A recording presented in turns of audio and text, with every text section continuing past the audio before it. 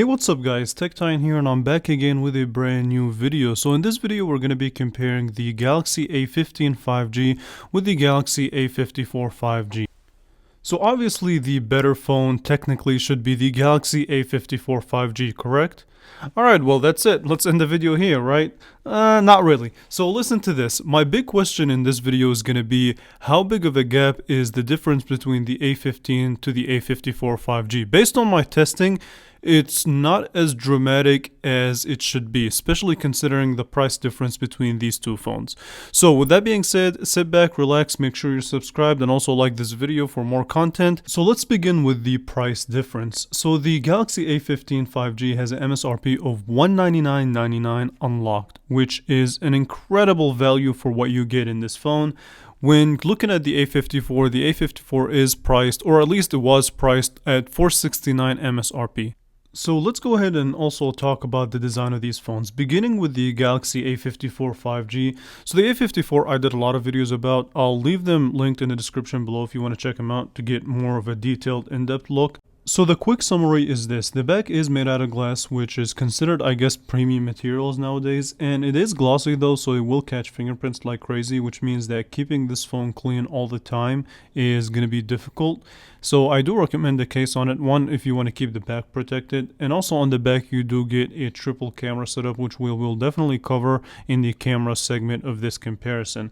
On the bottom of the phone there is no headphone jack, and you also get your 25-watt USB-C port as well as your loud bottom facing speaker, which we will also get a listen to later on. And the sides are made out of plastic, which is not the most premium material, but it does make the phone feel a little bit lighter, and they do have these curves to it to help with the grip a little bit. The right hand side has your small power button that is very clicky and tactile, and the volume up and down, which kind of uses the same material. So that's the kind of summary of the design on the A54. Switching the page and talking about the A15 5G's design, that's where you'll kind of see I would say a massive difference. Now looks are subjective, but I gotta praise Samsung for just giving us a better looking phone in my opinion. So the back has this blue gradient to it that reflects really nicely under good sunlight, which is a nice look, and it is, instead of glossy material, one, it is made out of plastic, which is something that they had to do in order to keep the price down. But this phone is extremely slippery, so keep that in mind. The back also has a triple camera setup, which again we will cover later on.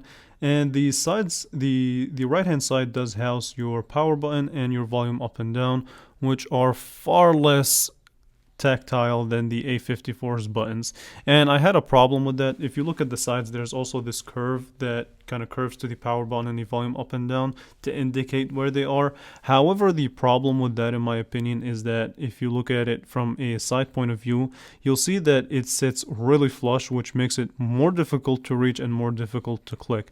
Obviously if you have a case, I think it becomes kind of less of a concern, so keep that in mind.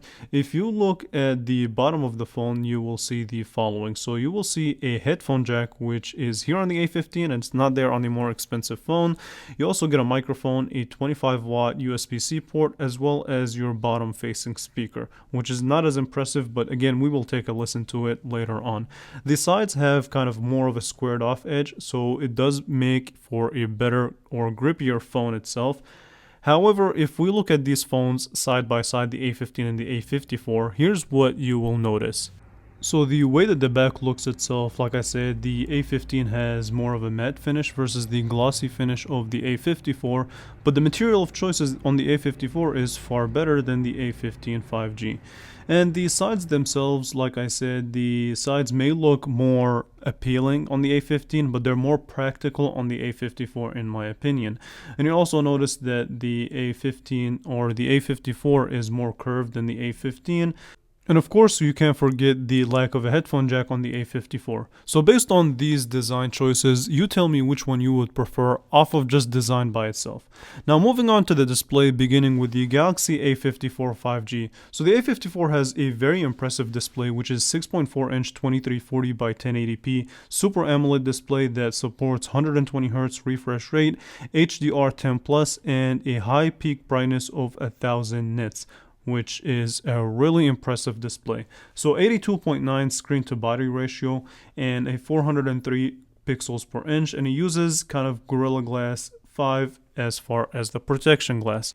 Now, the Galaxy A15 5G has the following display specs. So instead of a 6.4, you do get a slightly larger 6.5 inch 2340 by 1080p as well. And it is a Super AMOLED display. However, it does cap at 90 Hz and 800 nits of peak brightness, and it does not support HDR10 plus or anything crazy like that, but believe it or not, it does have a higher screen to body ratio by almost 2%, so that's something to think about. And as far as your pixel density goes, it is 396 pixels per inch. My slight issue with this display is the coating in the front. It does have this kind of glare whenever you shine it at even artificial light or sunlight. There's this glare that kind of makes it sometimes annoying to look at. But overall, for the $199.99 price point, this is a killer display. Now, putting the screens side by side, here's where you're kind of be able to tell the difference. Well, actually, it's actually difficult to tell the difference. Obviously, the kind of glare issue with the A15 is more apparent versus the A54. We do get the higher kind of refresh rate of 120 Hz, but from my experience, if putting that glare issue aside on the A15, both displays perform really well. They're really close, right? I get that the A54 has 120 Hz HDR10 plus, but when watching videos or browsing the web or even going through social media, it's hard to really tell the difference. So that's just been my experience. So as far as the speaker goes, the A54 has the far superior speaker, so it uses the bottom facing speaker and the earpiece as kind of a subwoofer. So listen to the speaker quality and you tell me. The front facing camera and the sensors like the proximity and the Face ID sensors are kind of separate in a way. But yeah, this is also a standard on all iPhones now. And if we look back at the camera, you do get brand new sensors. So you get a dual camera setup, a wide angle and a main camera resolution.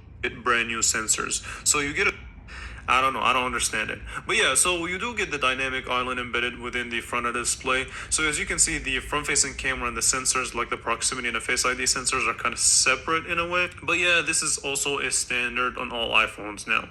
And if we look back at the camera, you do get... So it's definitely apparent that the A54 5G just have a much better speaker. Alright, so moving on to the camera setup, and this is where you'll see where that price difference actually matters. So the camera setup on the A54 5G has the following specs. So you have a triple camera setup with the main sensor being a 50 megapixel. You get a 5 megapixel ultra wide and a 2 megapixel macro sensor. In addition to that, you also get the ability to record videos up to 4K at 30 frames per second. For video stabilization, it only caps you at recording at 1080p. So you don't get video stabilization when recording in 4K, but you do get it when recording at 1080p. In addition to that, you also get recording at 720p at 480 frames per second for that super slow-mo videos. And the front-facing camera can also record at 4K, and you do get a 32 megapixel at f2.2.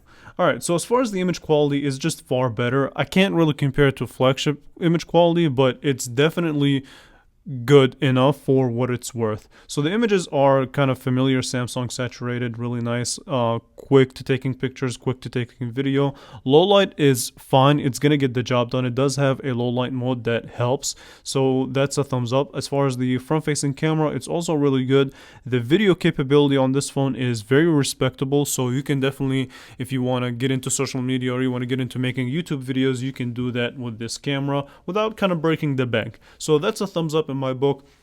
Having the ability to record 4K at this price point is really nice. Now, I do get that there are better options such as the Pixel lineup of phones that are kind of in similar price point. However, for the sake of this comparison, we're only comparing the A15 to the A54. So keep that in mind. So as far as the Galaxy A15 5G, here are the specs of the phone. So again, a 50 megapixel sensor, a 5 megapixel ultra wide, and a 2 megapixel macro sensor. You also get video recording only 1080p at 30 frames per second, nothing more. So the front facing camera is 13 megapixels and also can record at max 1080p at 30 frames per second. You don't get any video stabilization or anything like that, and honestly, I get it, I understand. They're just trying to save money at that point. This is a $200 phone. The camera is not going to be anything that will be mind-blowing, which, again, reasonable and understandable. But this is where you'll kind of see a bigger difference in camera quality. So the pictures are far less superior when comparing them to the A54. They're not as saturated, not as colorful, not as vibrant, not as well exposed, and just they don't look as good. All right, so that's the basics of it. And in some scenarios they kind of look washed, and again, not as colorful. As far as the focus ability, this phone does focus really fast, so that's a thumbs up in my book. In some scenarios it does a pretty good job in good lighting conditions. In other scenarios it just disappoints you, so keep that in mind when using this phone. Low light sucks straight up. The video capability, while it is 1080p 30 frames per second, it almost seems like a scaled up 720p, so not really that good. However, as far as the video goes, it is quick in kind of focusing, and it does have decent bokeh effect, so thumbs up for that. And that's basically the basis behind the camera system on the A15. And honestly, this is one of those things where you can kind of tell the price gap actually makes a difference here.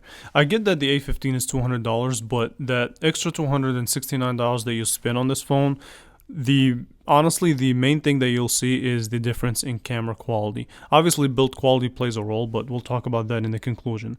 Okay, but yeah, so the A54 bottom line is just a far superior camera than the A15 5G. Okay, so moving on to the specs and the performance. So I can sit here and kind of go into detailed specifications, but I'll leave that for my videos below. Basically, the A15 5G does have a MediaTek chip that is octa-core, 4GB of RAM, 128GB of storage. The A54 has a much superior chip quality, and it is octa-core as well. However, it is a better chipset, and it does have 6GB of RAM, again 128GB of storage. Both phones have 5000 mAh battery. Both phones do support fast charging, but no wireless charging here. They charge at the same rate of speed.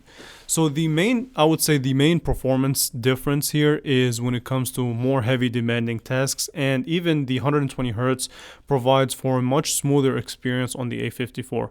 So while the specs as far as the performance is higher on the A54, there are some similarities, such as the battery life and the amount of storage that you get in these phones as far as the base models. And overall, I mean, obviously we knew the answer that the A54 is going to be a better performing phones, but you also get I forgot to also mention that you do get an optical fingerprint sensor, which is in display on the A54 versus an actual physical fingerprint, which is a physical fingerprint sensor on the A15 5G. But my conclusion to you is this. With everything that I've discussed in this video, do you feel like the A54 is worth more? It's worth the extra $269 versus the A15's $200 price point? In my opinion, if I have the extra $269 and I'm a Samsung fan and I don't want to spend over that $469, I would get the A54 over the A15. However, you can kind of tell that the A15 is really closing the gap. There are some minor differences and some major differences, but there are also some major similarities, such as battery life, display quality, and I would say design. I like the design of the A15, even though it's kind of a little bit less practical than the A54. So with that being said, you tell me, which one would you choose? And if you found this video helpful, again, a thumbs up would be much appreciated. But I'm interested to hear your guys' thoughts about this comparison and about these phones in general. So leave them in the description below. I want to thank you all so much for watching. If you stayed to this point, you're amazing. Thank you. And I will definitely catch you guys in the next video. I appreciate you all for watching.